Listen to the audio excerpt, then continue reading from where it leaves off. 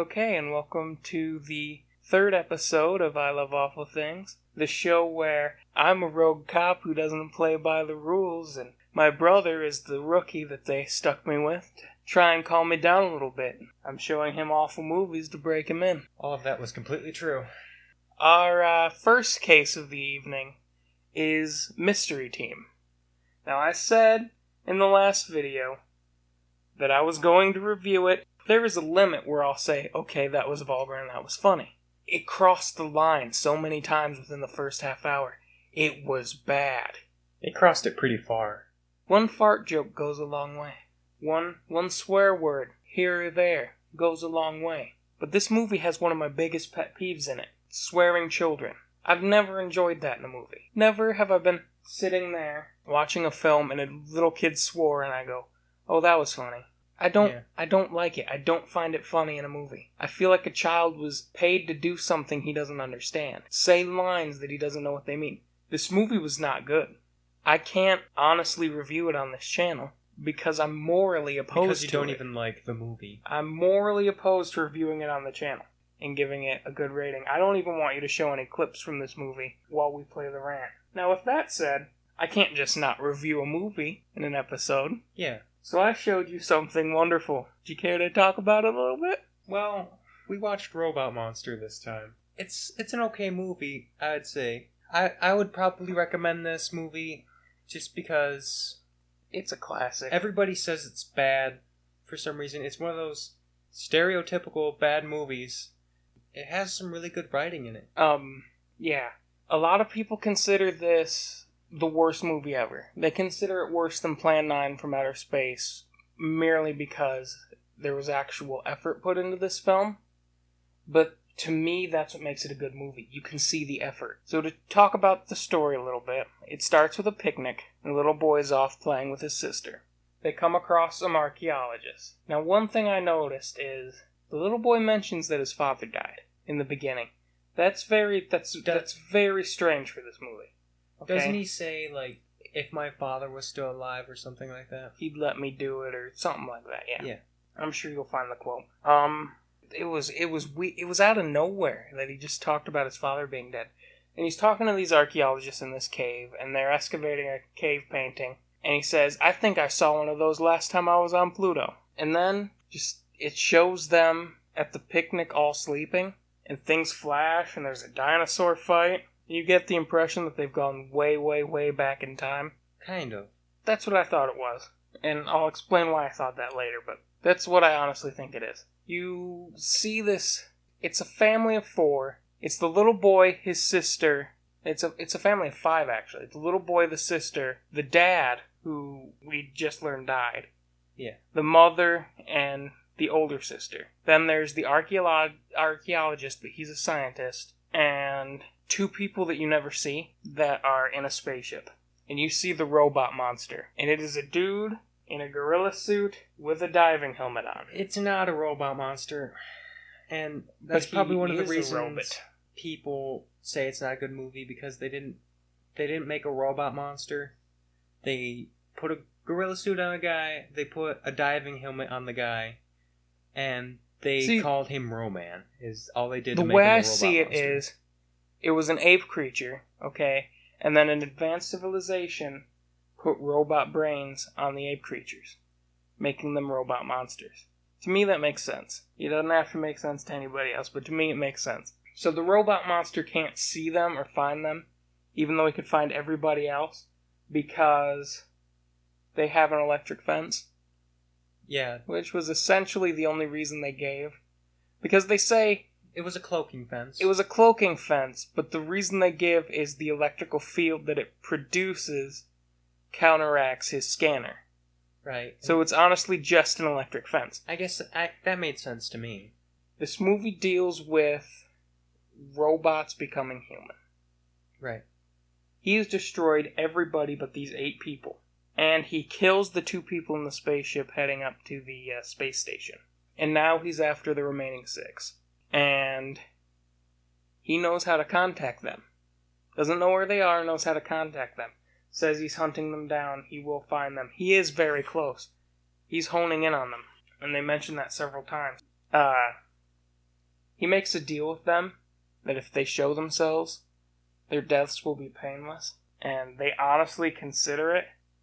At one point, the father makes sure that his gun is loaded. So that he can kill them, so that Roman can't kill. Yeah, so he can make sure the death's painless if Roman ever finds them. That was pretty serious. Roman then notices the older sister and falls in love, right? Which is where the whole humanity comes from. Says that he'll let her live, just turn the girl over to me.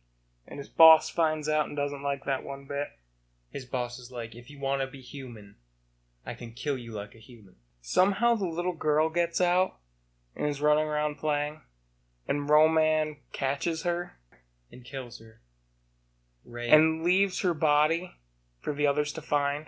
And it is horrific, and as a kid would have actually given me nightmares if I'd seen it back then. It's you get the feeling that you get when you watch Frankenstein's Monster, or read it, or watch the Boris Karloff movie when he kills the little girl. It's very much the same. The little girl was really good at playing dead, too. She was completely limp, and she didn't move at all during the scene. It's hard to get a little girl to be able to do that. So the little boy decides, after all this happens, that he'll go out and he'll be the decoy, because now Roman has the older sister. He'll be the decoy, they'll get the older sister, and they'll figure out how they're going to get the little boy back. They're not worried about that right now. They just want the older sister back. Because she can figure things out. She's a brilliant scientist. Really good with electronics. She fixes the view screen that they have that Roman uses to communicate with them, like you said. This is where it gets weird. Okay? This movie's fairly short. I mean, we're to the end of it already talking about it, and we've only been talking about it a few minutes.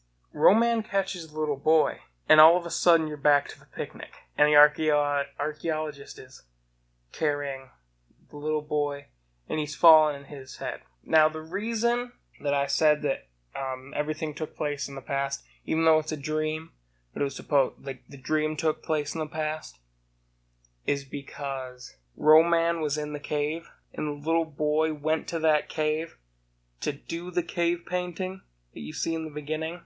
So if humanity dies off, the next civilization will know what killed them. So you get the feeling that the two scientists there were Adam and Eve, and they repopulated the planet. You get that feeling, at least. Well, really, it was a kid's dream. It was just a kid's dream. I don't think that it really has to have meaning to it. I feel like the kid's just dreaming about something that could have been like that.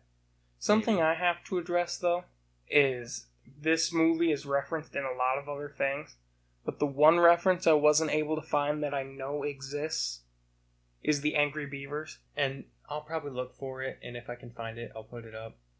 The Angry Beavers totally watch this movie all the time. I remember 2 or 3 instances of them watching this. Because when I first saw this movie, it was late one night by myself, just on TV. I'm sitting there watching it, and it took me forever to figure out where I knew it from. And I know it from everything. The helmet that the little boy wears is in that Google commercial, where the girl goes, "Google, how far is Earth from the moon?" She doesn't have a southern accent in the... Anyway, Roman's in the background of Looney Tunes Back in Action. You can find him in The Simpsons, in several Halloween specials. It's very similar to another movie called Forbidden Planet, which I would love to review on the show sometime. Pretty much everybody that sees it loves it, so maybe we'll do an episode called I Love Wonderful Things and review that. But for now, is there really anything to say else about this movie? Well, the writing is very dark. Very dark. I know we talked about this before, but there's so many lines, and maybe I'll put a few up. I wish now I played house with her more often when she wanted to. No regrets, Johnny. We enjoyed her as long as she was with us, and now somehow we have to find a way to live without her. Could lure him out for a moment, and then the others could run in and grab Alice. That's easier said than done. He'd come if he could be sure of killing us. Go on. We call him on the viewer screen. Tell him we don't want to fight anymore. He can get us in the ravine if he promises easy death. There's so many lines where you get a feeling of really, really deep writing, and then you realize that it's the kid dreaming about this. So the kid is dreaming about things that are this sad and that are this dark. Well, you realize he's a 5-year-old that's already lost his dad. Yeah. He would have a dark, twisted mind. I feel like that connection is kind of a reason that this is a good movie, and people just think that it's not. It's not as good as some of the other movies that we reviewed, but... If I have to point out the weirdest part of this movie, and I feel like I have to, Roman, when he's talking to him on the view screen, shows them all how he nuked their planet. That was mind-boggling to me. He attacked one city, which caused everybody to attack each other with nuclear bombs. And then he went and he hunted down everybody else one by one with his death ray. But overall, I'd have to recommend this movie. Yeah, I'd recommend it for a watch. I don't know what I would rate it. Honestly, I know I gave you flack for this rating last time. 7.5 seems fair. I was going to say 6.5. Can I get you to go up to 7? I'm just playing. That's a fair rating for this. I do love it, but speaking from a critical standpoint, that's what I would give it. Me personally, it's more like an 8 or a 9. I would watch this movie every year for Halloween. Same with the Nina Dobrev classic Never Cry Werewolf. I would be fine with watching this little movie again. I can totally agree. But again, in full summary, Robot Monster, watch it. Mystery Team, burn it. Watch it if you're looking for something Mystery that's Team, extremely over the top bad. If you're gonna watch Mystery Team, don't have lunch. Be prepared for awful jokes that really don't land. Little kids swearing. Bobby Moynihan. Right. Everything that I pretty much hate in a film.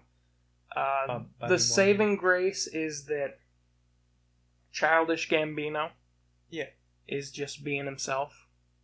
He's pretty good in the movie, but he's not enough to carry the film. Yeah. He's a part of a lot of the scenes that we don't like. Yeah.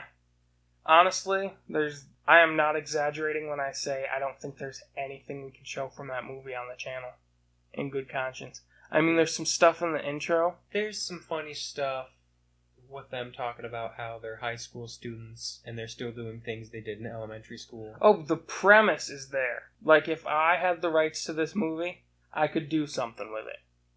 Right. But somebody that knew Bobby Moynihan most likely did this. Well, I think that's it for this episode.